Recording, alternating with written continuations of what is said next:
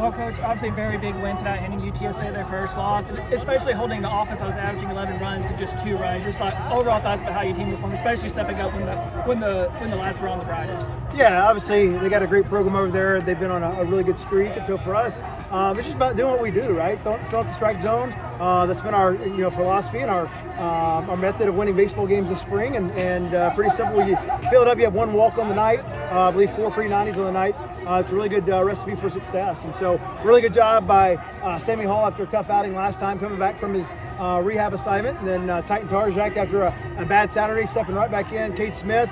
And then Wade Cooper, just really good job of filling the strike zone and playing good defense. Anetkin was great behind the dish. Then offensively, yeah, you talk about Cotton, Namkin, Carson having all some big hits as freshmen. Stu hit one over the batter's eye. So we just kept scoring. We scored early, and then we continued to score late. So we never gave them a chance to build that momentum. And so they just did a really good job of just keep attacking and be on the attack all night long. So really good quality win, all sides of baseball. Coach, you spoke a lot about how this freshman class, you spoke glowingly about them before the season, and they've certainly proven you right early on. What's really been the key to them just being such big contributors early on? Because as you said, they were huge tonight. There's a lot that goes into it. I think one, obviously they're really talented, and we knew that, and that's why I kept talking about it. But you never know how they respond. But you're always excited about them, just how they show up every day. And as freshmen, they never really got punched in the mouth out here in front of a lot of fans, but you see them every day how they work, and you see every day how they come to practice every day, and they get their routines in, and they handle failure in the fall, and they just continue to work. And so to me, the professionalism of that group, and you can kind of see it this summer when they first walked in the door, they started hanging out tight over the summer, and you saw it in the fall. They acted different than most freshmen, and I think they knew they had a chance to go do a lot for us this year. And then when the teammates saw that as well, they're like, yeah, these guys are gonna help us out. So couldn't be more proud of what they've done at this point and moving forward. Coach, another really good complete game where all sides of all facets of the game kind of played a part in this. How as a coach and how as a coaching staff are you able to make sure that your team plays a full game with fielding, with pitching, with hitting, and with base running? Yeah, I think the key is, we talk about the free 90 battle all the time. People usually look at free 90 battles just by the guy on the mound a lot, but we take a lot of pride in on offense, gathering a lot of free 90s, taking extra bases, trying to put the pressure on the team, taking our walks, hit by pitches that we need to get a little bit better out in the hit by pitch part, but playing really good defense and taking care of the baseball. So to me, it's a full team effort all the time, and it's just like in any sport, when one side of the baseball fails, it's a good chance you're gonna lose that day or have a weak a kink in the armor. So to me, if we're gonna be a championship team, we got to be great on all sides of the baseball. And they take a lot of pride in their defense, take a lot of pride in their base running, obviously a lot of pride in their pitching and defense. Coach, what does it mean to have such a full house tonight? I think it's the largest attendance for a Texas State versus UTSA game in school history. What does it mean to have the student body's support at a game like this? Yeah, we've had some really good crowds. Me and Don were actually talking about it. That might have been one of the loudest crowds we've had into the game, getting after it, starting chants, all the above. And so to me, that's coming to San Marcos, and people, they love coming here for the atmosphere, but they know how tough it is to win in here because of our fans. And so our job is to put a good product on the field that they want to come out and support. And then when they get here, it's a lot for that team to walk in, and there's a lot of chants going on, people are having fun, and then when we play well, this place is a really home field advantage. And so couldn't be more fired up for the students that came out, but also the alumni and just Bobcat Nation. Hey, Coach, after a big rivalry win midweek, how important is it to keep the team locked in, especially with the weekend trip coming up? Yeah, for us, our job is to enjoy it, right? That's a really good team we beat. Enjoy it to midnight. And we have the midnight roll with all of our wins and losses. So to me, you get to midnight, you reflush it, you get after tomorrow, we'll have a great lift, have a great practice, some games that guys haven't got to the mound, and get ready for kind of going on the road for the first time in a tournament environment. And so there's a lot to get better at. Even though we've played good baseball, there's a lot to clean up. And so as coaches, they'll be ready to go, but I don't worry about this team right now. I've seen this team, as I talk about the freshmen, well, that's because of the seniors and how they get after it every single day. So excited to wake up tomorrow and get our team better. Yeah, this pitching staff, phenomenal job. UTSA came in averaging 11 runs per game. Y'all held them to just 2. How proud of you this pitching staff being able to lock in, especially your 2 young freshmen and Wade Cooper and Tarjak being able to do what they were able to do tonight. Yeah, those guys, they attacked all night long, and we know they have the stuff to get out. So the key is obviously working up front, getting in your count. And those guys don't chase a whole lot. Watching on film, the one thing, Coach Blakely talked about is they don't chase a whole lot, and they're hard to strike out. And so when you strike those guys out that many times, that means, one, we were doing something with the baseball that was elite, And then obviously we just put them in a lot of holes. They were never in a lot of great hitters counts all night long. Even the home run I think might have been 1-0 or 1-1. But they just did a good job of just keeping the pressure on. Clayton, 4 for 4 obviously on offense, but he also started the entire game behind the dish.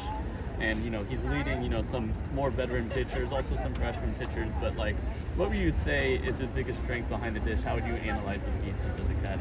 Well, he was a big-time high school quarterback at New Braunfels. And so to me, when you're a catcher, you're also, extension of the coaching staff, you're a leader out there. But he's been in that huddle before, right? He's been that quarterback that, you go make a play, you get hit, and you got to get up and call a play within 40 seconds later and get after it. And so to me, he's a competitor, he's a tough kid, and he's obviously ultra talented. And so I give a lot of credit also to obviously Coach Goins, our catching coach, but also Mungie has helped him out a ton every single day of helping him along. And everybody knows how talented Clayton is. I know he's got a bright future here. And we're fortunate to have 3 really good catchers, one hurt right now, but the 3 that you've seen, and we were able to rotate those guys to keep them fresh. And so, really proud of what he stepped in. And, even offensively, he's got a lot of talent. And tonight was a really great sign of him using that talent coming out from it. You've seen him hit balls out before. But, what a special night for him.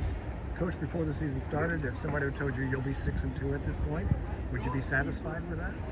I mean, I like to be undefeated, right? So, but, to me, it's just about playing quality baseball. And I think for us, we've played really quality baseball to this point. There was a couple games in there that we lost that we just didn't play quality baseball. So those sting, right? When you lose a game compared to getting beat, we talk about that all the time. And so, anytime you're 6-2, you're off to a good start. But we're all perfectionists and wish we were 8-0. But you know what? We were 1-0 today, and we'll try to go 1-0 tomorrow at practice. The I-35 rivalry has been a thing across football, across basketball. Did you sense anything a little extra from the other side or from your side tonight? You see it on social media. You see the rivalry. I think, obviously with those guys doing what they did last year, being off to undefeated start, it just gave everybody more motivation. It's always a fun rivalry, no matter what guys' records are. But when you have 2 really good teams that come in and battle each other, you can just feel it. That's obviously why the fans showed up. And, I think our guys, that's a good sign for those guys that when they step up in the big moments, they can find a way to go get a win and collect themselves. And you get your first chance at the I-35 rivalry, and obviously y'all come up with a really big win, hanging UTSA their first loss. Just what does it mean, to come out here, especially in a real big rivalry, electric atmosphere, and being able to get a win like this tonight? Yeah, it's awesome. I mean, you spoke about the environment. The environment was electric, and that's a big part of our game. I mean, when the other side is getting chirped by the student section, it's fun. It makes it easier, and you're able to just go out there and fly around and do your thing. First career home run for you tonight. Congratulations. Thank you. Were you aiming for that, or did it just kind of happen oh, snap, that went over? No, I wasn't aiming for it. I was just trying to compete that pitch. We talk a lot about taking it pitch by pitch, competing every pitch. I was down to 2 strikes, and I knew I just had to compete that pitch, and thankfully it ended up well. Yeah, you had actually a couple 2-strike hits. What is your mindset on those 2-strike counts? Because usually that's a disadvantage for a batter. Yeah. I think a part of it is knowing that they're coming after you. They're trying to strike you out. You have to be disciplined in what you're swinging at. And I think working with Double D, that's been a big thing that I've personally worked on a lot, and I've gotten to where it is now, and it's a big part. And he's helped me out with that a ton. And it's just staying confident in it. You can get down 2 strikes, feel like you're down in the count, but you're not. You're still competing. You're still battling. Yeah, talk about your relationship with Austin Mungie. Troy was saying he's really helped you come along as a catcher. What's that relationship like with him? Yeah, Austin's probably my best friend. We push each other every day. We have a lot of fun when we do it. I wouldn't be the catcher I am without him, and I hope he says the same. But it is really, we just get after it, and having somebody else in the room to push you as much as you push them, and it just makes it a lot easier and a lot more fun. As successful as you were at the plate tonight, can you talk a little bit about what it was like being behind the plate and what you saw from your pitching staff tonight? Yeah, I mean, you got to give UTSA a ton of credit. They've been playing really well these past couple of weeks. For us to go out here and only lead up 2 runs, I mean, that's huge. It puts us in the game. You talk about confidence. It gives us as hitters a lot more confidence to go out there and just do our things. We're not chasing some. When they just go out there, do their thing, and they dominate the whole game. On bottom of the first, y'all put up 2 runs. They kind of set the tone. How important it is as an offense to kind of be the one to throw the first punch instead of trying to fight from behind? Extremely important. It gives you a lot of momentum, and momentum can always shift either way. But we did a good job of this game of keeping the momentum. So we scored in the first, scored in the second or third. I don't really remember what it was, but we just kept scoring and kept scoring. I think that's the biggest thing. Yeah, it's big to score early and to get after them early, but it's about who's got the most runs at the end of it. And usually the team that scores the most every inning, wins the game. The freshman class had a really big night tonight. You know, Tanner, and then you, and then Jackson, Wade, and then Titan. Yeah. Can you just kind of talk about your relationship with each other and how you guys have adjusted to the college life? Yeah, no, it is crazy because we talk about this a lot, and all the guys say that they've never seen a freshman class so close. Like, we just came in right away and we were just meshed together really well. All these guys get after it, so it's easy to get along with them. Everybody wants to win, and that's the culture here. Is we're trying to get after people. We're trying to win every game, every pitch, every inning, and I think the freshman class just really fits that mold, and it really helps us to elevate. How much does that help you guys play? Just the fact that y'all meshed really well right from the start. A ton. And you hear the most successful teams always talk about how it's brotherhood and how they would do anything for their brothers. And this is how this team is. Like, everybody from top to bottom, pitchers, hitters, everybody is super close. They would do anything for each other. And that's a big part of it because you know you've got each other's back when you're down and when you're up or when you put it on the mound on a tough situation. Coach said he'd love to be, 8-0 at this point, but 6-2, how does that feel for you guys as players? Yeah, it's huge. I mean, this is a big win right here, going off momentum, but we still got this weekend to go out there and compete. We're just taking it day by day because the record could be whatever it could be at the end of the season. So we just got to win each game, win each inning. Speaking of this weekend, going into Cleburne in this tournament, like, how as a player do you sort of mentally shift? Is there a shift from playing at home and you're playing either in-state opponents or conference opponents to a tournament like this? Yeah, absolutely. I think when you're playing at home, you're a little bit more comfortable, but I think when you're playing away, there's something about it. It's new. You're flying around just a little bit more. It's a lot of fun. It's a lot of fun to play on new surface, play on new everything. So I think it's less the field. I think it's just going out there and trusting what we do on this field, off like behind the hours, what we do back there, out here, and let's just trust it and go to Cleveland and do it. What was the energy like after you hit the home run when you were back in the dugout, especially with the camaraderie that you were talking about that you have with the guys? Yeah, no, it was electric. It was a lot of fun. I mean, once I hit it, I saw it go over, the crowd erupted. My first career home run here. It was pretty electric. That's the best way I could put it. Getting into the dugout, seeing all the guys, super happy for me. I mean, we all work super hard to have moments like that, and I'm just thankful that I was in that moment. You think you'll still be smiling tomorrow? I mean, you haven't the smile hasn't gone away this whole time, so. Yeah, I mean, I'll still be smiling tomorrow, but I mean, maybe not about this game. I think, like Trouty said, we got to flush it at midnight. This is good and all right now, but we still got work to do. We still got another opponent this weekend, so we got to get our focus on that.